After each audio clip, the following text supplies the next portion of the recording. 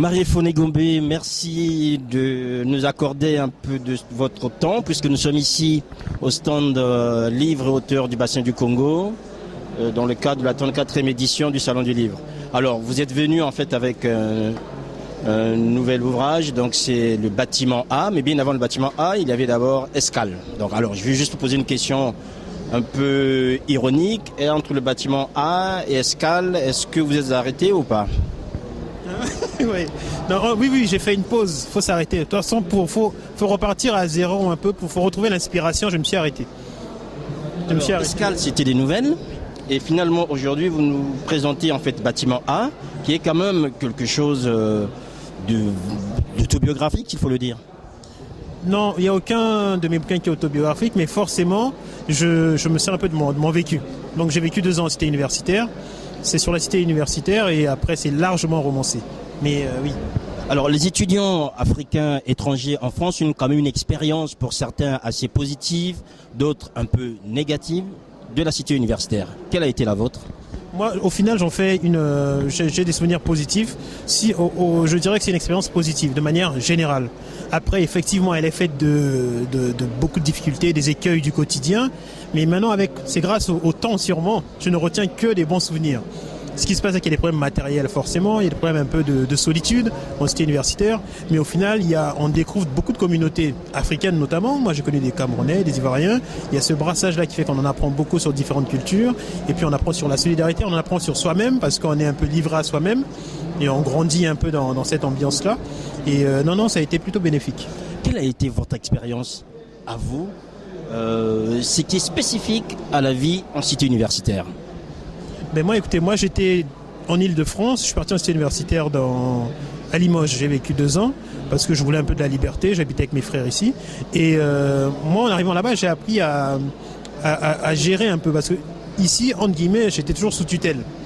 On prend des décisions à ta place, là-bas tu prends des décisions à ta place, tu apprends à gérer les priorités. Il y a une partie festive aussi des choses, faut pas se cacher, la cité universitaire, on a bien rigolé, c'était... Voilà, mais justement faut savoir mener différents chevaux de bataille en même temps. Il y a des examens qui arrivent, mais en même temps, voilà, faut vivre, faut s'amuser. Voilà, exact. Je suis resté 2 ans, ça s'est très bien passé et il y a toujours des moments un peu de galère financièrement parce qu'on gère mal, parce qu'on n'a pas le sou tout simplement. Et puis après, la solidarité entre amis et non, c'était vraiment bien. Et j'ai l'impression. On découvre quand même des valeurs de solidarité, oui, d'amitié. On rencontre aussi des gens qu'on ne pensait pas rencontrer un jour, oui, qui vous amènent dans un univers assez spécifique. Et aujourd'hui, alors, par rapport à toute cette expérience, on sait quand même d'une manière générale que les étudiants étrangers sont dans des conditions assez difficiles ici en France. Donc certains sont aidés, mais de moins en moins, d'autres encore qui ne perçoivent rien du tout, et ça fait en sorte que ça a un impact sur les études. Effectivement. Il y a un personnage, le premier personnage du roman qui s'appelle Sékou, qui traite un peu de ça. Sékou, il arrive, il est boursier. Il est boursier, au bout d'1 an, parce qu'il n'est pas assez assidu, il perd sa bourse. Et c'est là qu'il faut qu'il commence à vivre d'expédients. Il faut qu'il cherche des mécanismes, comme on dit, pour s'en sortir. Donc j'aborde un peu la question de l'assistante sociale. Quand les jeunes vont voir l'assistante sociale, il faut que la chemise soit vraiment froissée et presque ne pas mettre de lait, de crème sur le visage. Il faut que tout soit crédible. Voilà. C'est vraiment, on est dans un rôle presque, quoi, à la limite. Le besoin est réel. Mais bon, on y va des fois, la guerre civile n'a pas duré 10 ans chez nous, mais je me souviens que tout le monde avait ce même argument de guerre civile et que des assistants sociaux comme ça se demandaient, mais finalement cette guerre civile, elle s'est arrêtée ou pas? Mais c'est une vraie réalité. On en rigole aujourd'hui, mais il y a une vraie réalité de précarité de certains étudiants à qui on sucre des bourses, qui se retrouvent sans le sou et qui doivent se débrouiller. Donc beaucoup, dans la ville dans laquelle j'étais, travaillaient l'été, aller pour... faire des vendanges ou ramasser les pommes, enfin bref. Et avec ça, ils finançaient toute l'année scolaire. C'est vous dire un peu quand même la volonté de ces jeunes. Aujourd'hui, pour moi, il y a même un volet politique, toute proportion gardée, dans le sens où il y a une génération avant nous qui venait, qui avait une bourse, qui rentrait au pays, qui avait un emploi assuré. Maintenant, les jeunes venaient, aucune bourse, ils se débrouillaient. Même les parents ne savent même pas comment ces jeunes sont sortis et qui ne rentrent pas au pays. Enfin, c'est salutaire ce qu'ils ont fait, c'est très grand. C'est un travail énorme que d'autres communautés ne comprendraient même pas. Et il faut rendre hommage à cette génération-là, à ces étudiants-là, parce que oui, effectivement, il y a toutes ces réalités-là. Oui. Mais Marianne, le danger dans tout ça, c'est que cette précarité économique ou matérielle amène parfois une précarité administrative, c'est-à-dire ces étudiants-là, une fois qu'ils sont embarqués dans le besoin de trouver des solutions à leurs soucis matériels, oublient les études et finalement se retrouvent en situation irrégulière. C'est ce qui arrive à beaucoup. C'est ce qui arrive à beaucoup. Et aujourd'hui, là, il y avait Madame Itoa, que je salue, l'initiative de l'État congolais d'avoir fait le département des Congolais de l'étranger. Mais effectivement, il y a beaucoup de Congolais comme ça, des gens talentueux, des gens doués, qui ont dû, par rapport aux réalités du quotidien, faut être pragmatique à un moment donné, prendre des emplois, pas des sous-emplois, mais bon, voilà, commencer à travailler pour nourrir, il faut aller au concret. Et c'est un mal profond.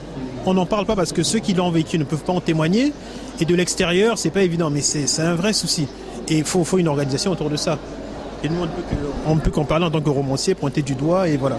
Alors, Marien Foné-Gobé, souvent cette expérience, on en rigole une fois qu'on est sorti de la cité universitaire, et très très souvent, on ne trouve pas d'écrit en fait sur cette expérience des étudiants en cité universitaire. Qu'est-ce qui a fait que vous écriviez en fait sur cet aspect? Pareillement, en fait, j'ai essayé de voir s'il y avait vraiment un écrit sur le sujet, il n'y en avait pas. J'ai vu un roman d'un Congolais, j'oublie le nom, qui a écrit sur le campus au Congo, que j'ai pas terminé, j'ai lu, et c'est pas du tout abordé. Et pour moi, c'était vraiment, c'est un témoignage, même si c'est romancé, et rendre hommage à toute cette génération qui se bat sur le terrain. Et beaucoup d'entre eux, d'ici de la diaspora, l'État se réveille des années après, viennent en piquer certains à qui ils donnent des postes, mais il faut qu'ils parlent de ce parcours qui est très important. Je suis resté que 2 ans, mais il y en a qui restent 10, 15 ans en CTU, il y en a qui ont eu des enfants en CTU, qui ont vécu dans des chambres universitaires. C'est une vraie cause, mais difficile d'en parler parce que quand on en est sorti, on oublie peut-être, on tourne le dos à ce passé-là, mais c'est une vraie cause. Pour différentes raisons, on a intérêt à en parler. Voilà, intérêt à en parler. Donc, le bâtiment A, lisez-le, c'est une expérience très importante que beaucoup d'entre nous avons vécu en cité universitaire, qui est relatée ici par Marien Foné-Gobé. Alors, Marien, en dehors du bâtiment A, vous avez aussi ici une œuvre collective, donc Sous mes paupières, avec pas mal d'auteurs congolais. Vous avez traité là-dedans, en fait, de quoi concrètement ? C'est un recueil de nouvelles sur la marginalité, au sens le plus large du terme, donc il parle un peu des laissés pour compte, et de la marginalité subjective, dans le sens où certains sont marginaux dans les yeux des autres. Enfin, je peux être marginal pour certains parce que je fonctionne d'une autre façon. Et en gros, donc il y a des sujets, des nouvelles qui abordent la prostitution, qui abordent la mendicité. Moi, ma nouvelle à moi, elle aborde la banlieue, la vie en banlieue. D'un vieux qui décide d'être marginal, qui dit que non, j'en ai marre de ce système de vie en banlieue, qui se marginalise, qui vit maintenant en vase clos, qui vit pour le pays. Donc qui construit une maison au pays, qui veut rentrer au pays. Et donc toute la démarche c'est celle-là. Et ensuite on voit comment se passe son retour au pays. Et après la chute est assez particulière, je ne peux pas en parler. Mais ça reste dans la marginalité. Voilà. C'est à l'initiative de Joss Dozen qui est un auteur congolais. Et il y a des auteurs comme Lise Kindu, comme Larius Gangweus, enfin beaucoup d'auteurs congolais, mais pas que. Il y a Rachid Santaki, il y a Emmanuel Goujan qui est connu. Et le bouquin est préfacé par Sami Tchak. Alors, Marien Gobé, c'est aussi cette année, 60e anniversaire de la littérature congolaise. Vous arrivez plus ou moins, je ne suis pas peut-être pas le dernier, au moins parmi les nouveaux. Alors, qu'est-ce que vous avez appris des anciens qui vous ont précédé en fait dans cette œuvre littéraire ? C'est une grande question. Qu'est-ce que j'ai appris des anciens ? C'est difficile à dire parce que finalement, ce qu'on retient des anciens, ce que moi qui me marque le plus, c'est le parcours de vie plus que les œuvres. Après, si je dois citer une œuvre, je parlerai de Sony Laboutansi, L'Antépeuple, qui m'a marqué. En fait, je l'ai relu récemment pour les besoins d'une association qui parle encore toujours des pouvoirs totalitaires, toute proportion gardée. C'est étonnant comment certaines œuvres de ces anciens restent d'actualité.